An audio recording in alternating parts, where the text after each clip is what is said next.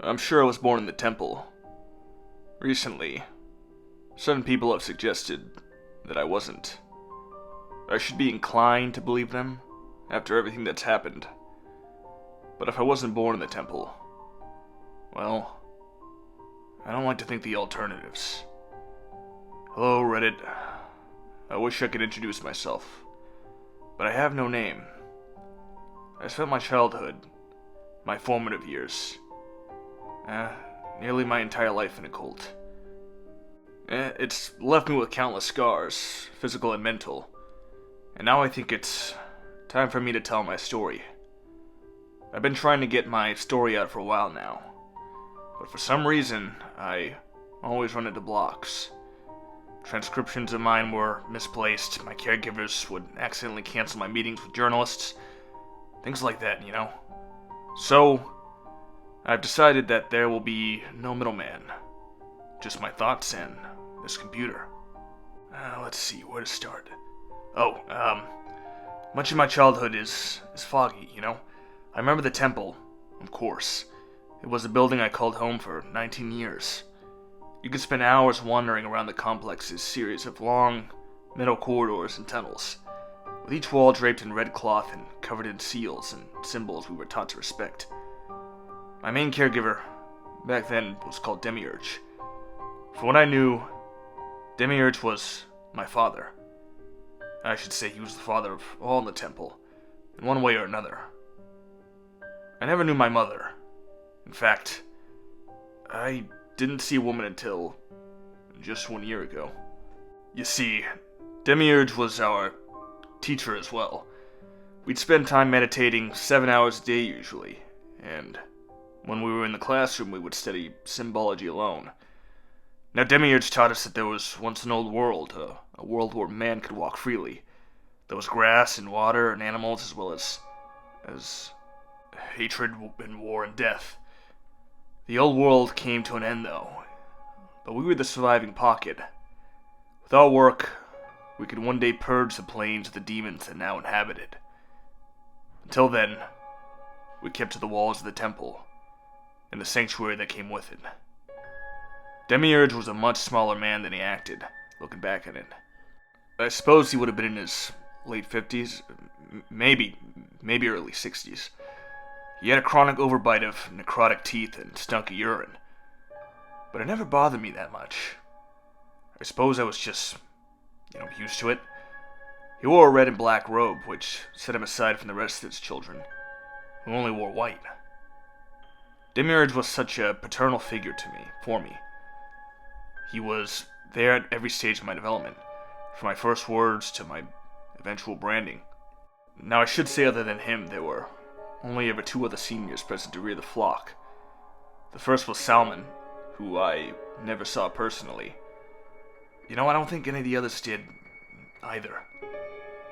There was once an ornate wooden booth nestled in the front right corner of the classroom. We'd regularly be made to sit around it and listen to Salmon read the stories about the Book of Seven. Now, our favorite stories were always the one about Oz. Now, Oz was... He was the man. Well, more than a man, who'd reclaimed the world for us. He was a powerful warrior, one who could see through the perfect illusions of the demons and the saccharine sweet world they created. If I had the time, I could recite every detail of this life story to you. The main thing you should know is that he's the last one fighting for us. Once, in the blind foolishness of youth, I ran to the booth and peeked through the booth's canted slats. It was just emptiness.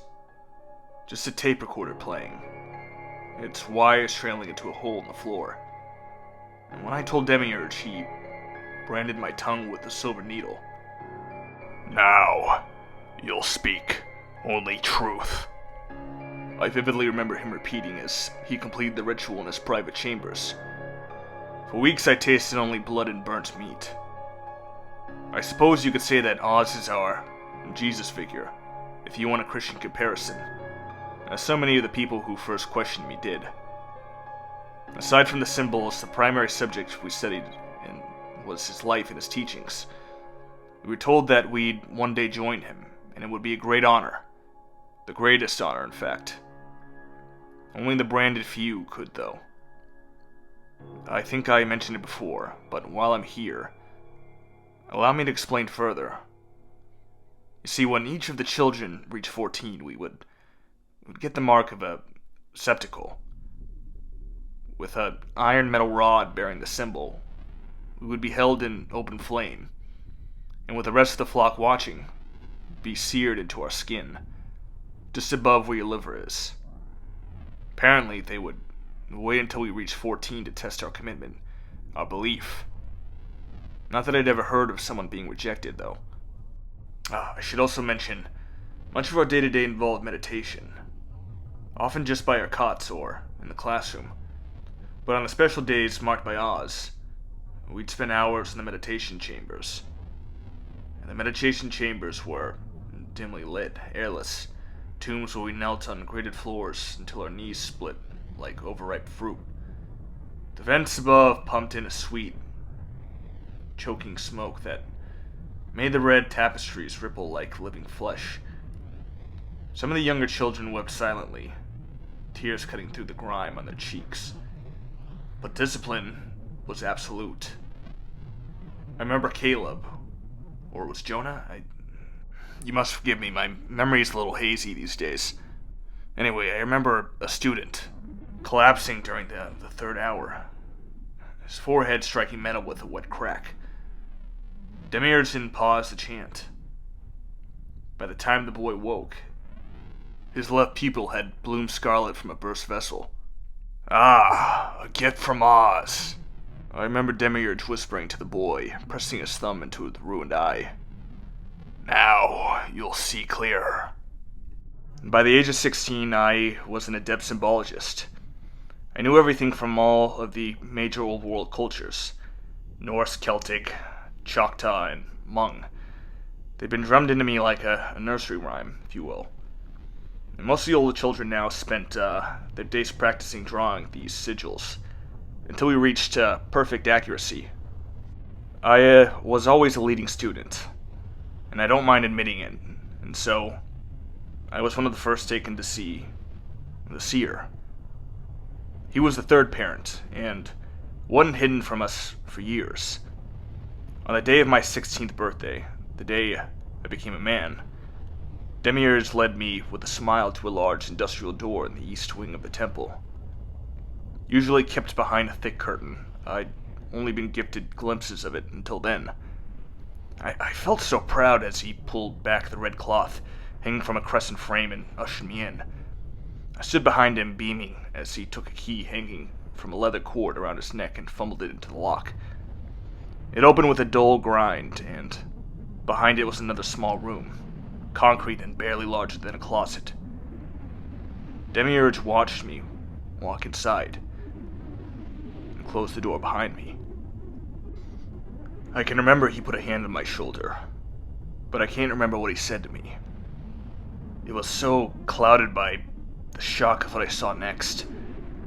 Through the final door, we came into a stone wall pit around the size of a small hotel room. Standing with Demiurge on the ledge, I could see that the bottom of the pit before us was covered in a carpet of bugs, beetles, and worms, writhing in liquid motion.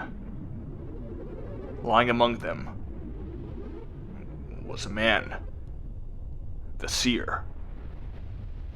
He wore a tight-fitting orange-brown rubber suit that masked every inch of his skin apart from, crucially, his face. I grasped in terror as I saw that the swarms of insects and maggots had picked the rotting flesh clean from his face, leaving a polished white skull. I tried to turn away, but Demiurge held me where I was. He told me that the seers are our only way of communicating with Oz. He's given me flashes of knowledge from our Messiah, interprets them and sends the concise information into the mind of Demiurge, who acts on it accordingly. Demiurge told me that today was the day I'll find out what purpose Oz has for me, what role I will play in his holy war. After that, he stood dangerously close to the edge and looked at the seer intently. After some time, he began to nod. Then he smiled. Back then, I didn't know what jealousy was. I felt it from time to time, but the word was never taught to us. It was, however, what the other children must have felt when they saw Demiurge giving special attention to me. In the days after he received the message, as he was preparing to tell me my role, he spent more time with me than he'd ever done before. He let me eat with him, while the rest of the children remained in the granite canteen. I went on a number of walks around the temple with him, even to the higher floors. The further I went up, of course, the more industrial everything became. Stone walls turned to metal, and the lichen that gripped the walls were replaced with corrugated pipes. We'd also stopped just short of the door out, though, and for this I'm glad, honestly. I knew even in my current state, I couldn't walk the old world yet. That was a task left to Demiurge. 2 weeks to the day, he took me into his chambers and sat me down. I can remember feeling butterflies in my stomach as he spoke. His words were magic to me. I was so lost in pride, I barely realized that he was asking me. "This brand," he told me, passing the copper rod that bore the septacle, "is power. It is the mark of Oz, and a true honor to bear. It is also the mark of the Legion. We've trained you all well, but I'm afraid we are outnumbered. There is still nothing we can do. We are a speck of resistance compared to the violent might of demonity." His words took up the commanding tempo of a sermon as he spoke. I couldn't help but be wholly captivated. I rested my chin on the platform of interlocked fingers and listened. "We need a veritable army, but our children with their years of practice and knowledge of the scripture are too important to lose. They will fight, of course, and it'll be a great shame once they're lost. But we need..." He paused, considering his words. "More expendable troops." I looked down at the branding rod, waiting to hear how it was involved with all of this. Demiurge seemed to notice my curiosity. He leaned in, put a hand on my thigh, and explained. "As I said, the mark of the septacle is powerful. To us, it shows devotion to Oz. To a demon, it shows ownership." Are you saying..." I remember squeaking out. "Enslavement," continued Demiurge. "Slay a demon, and brand its body, and it will fight for us, for Oz, until its second death, its true death. This, my son, is what I want you to do." Then I remember came the preparation. To start recruiting for Oz's army, I would need to do the unthinkable and venture out of the temple. And this obviously took months of learning about the old world across countless private tutorate sessions with Demiurge. I learned how the demons and the unholy inhumanity not only wiped out mankind, but replaced it. Now they infest the ruinous concrete buildings, generating prana for their gods by engaging in rigorous but meaningless rituals. They disgust me, and I grew to feel nothing but hate. Hate. Oh, hate. Shortly before my 18th birthday, we held a small feast for my leaving. I would fulfill the quota of 7 demons killed and enslaved. This command was given to me by Demiurge, but I felt like I could do so much more, much more. Still, I didn't voice my opinion. We ate with the rest of the children, some older than me, and most younger.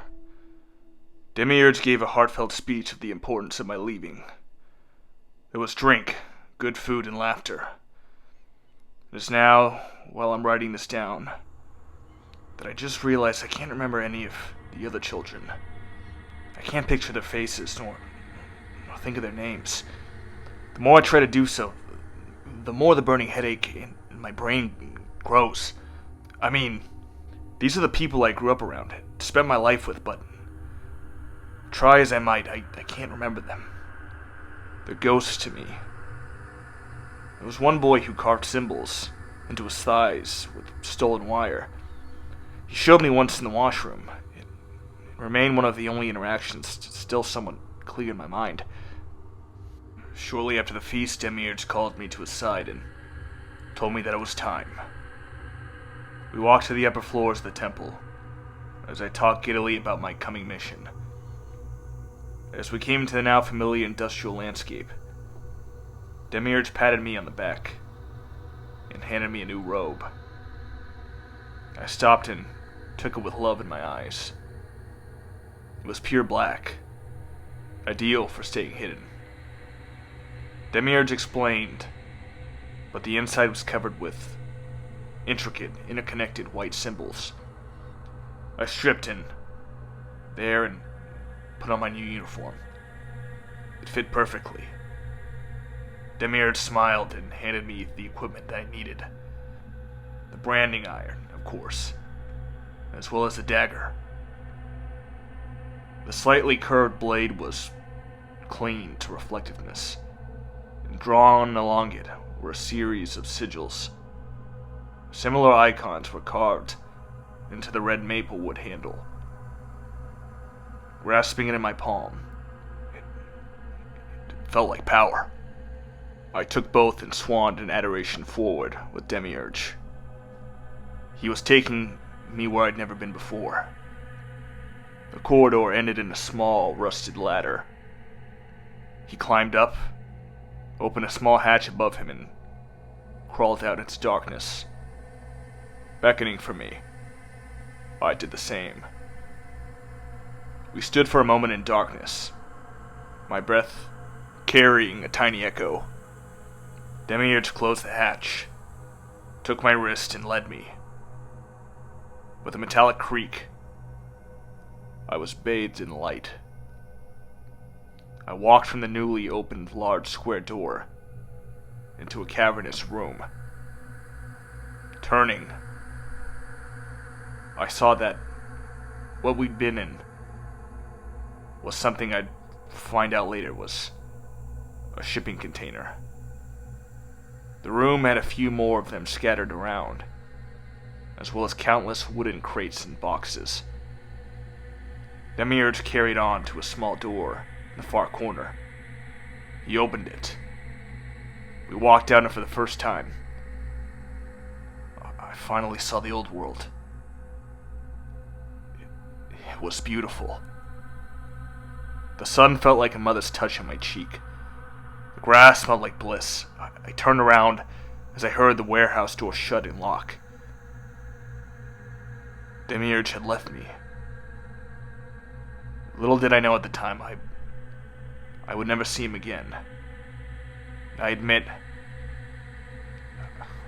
I was almost struck down with thoughts of never returning to the temple. The old world seemed so inviting, so comforting. I thanked Oz for fighting for it, for my right to one day return in peace. The warehouse stood dilapidated in a long knoll that tumbled down into a riverbank. A giant iron bridge stretched, connecting either side. Beyond it lay barren a small city, no doubt demon-infested. It is where I'd make my blood pilgrimage. I knew, and started onto the road. Almost immediately, a line of cars came screaming towards me. I hid down behind a metal beam after that, and stayed there until the sunset, and the automobiles became widely less frequent. Then, I walked into the city. And I'll admit, that first night was hell. I became overstimulated mess and ended up crying behind a dumpster, too afraid to move lest the begging man slumped across from me showed his true form and slaughtered me. At dawn, he left with its hellhound, and I could finally move away. I crawled from alleyway to alleyway, keeping from sight as best as I could. A rotting sign I came across informed me that this nest was known as Detroit. I admit, much of what came next is, well, it's blurry. I can remember breaking into a hotel and stealing a master key. I can remember collecting a few foot soldiers with my knife and brand. Their screams shocked me. They sounded so human. Worse, their corpses would start weeping once I branded them.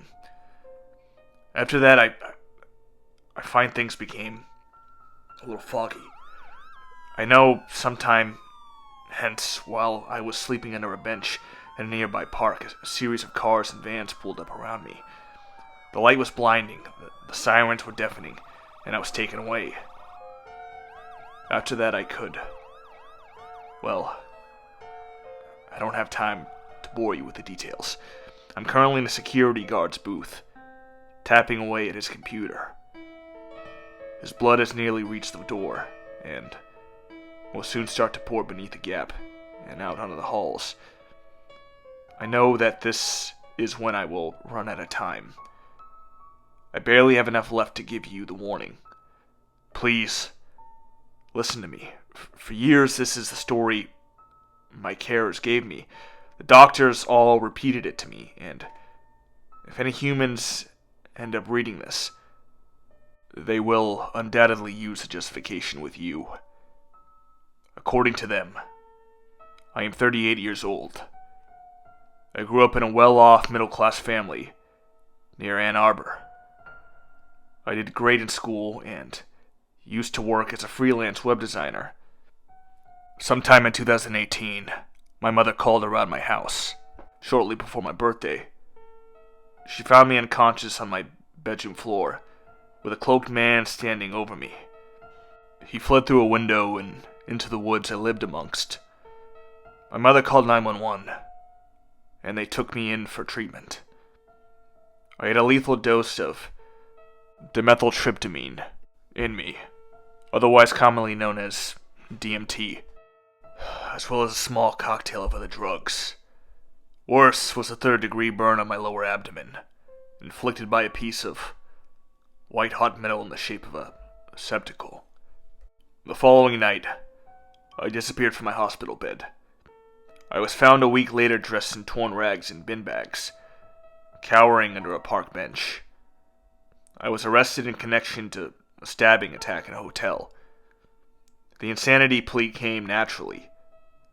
I spent my entire time in court ranting and raving about some sort of cult, rambling about getting back to the temple, killing demons, and appeasing Oz. I was quickly institutionalized. I spent years in a psychiatric hospital, according to them, but still often lapsed into delusion. I'd gone almost a year without any setbacks, though, and I'd been foolishly entrusted with a plastic ballpoint pen.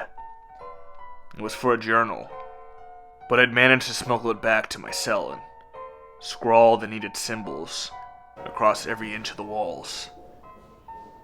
They'd worked, clearly, and I was now free, sharpened. The hard plastic end worked well as a makeshift knife. I can hear people running down the halls. Please listen to me.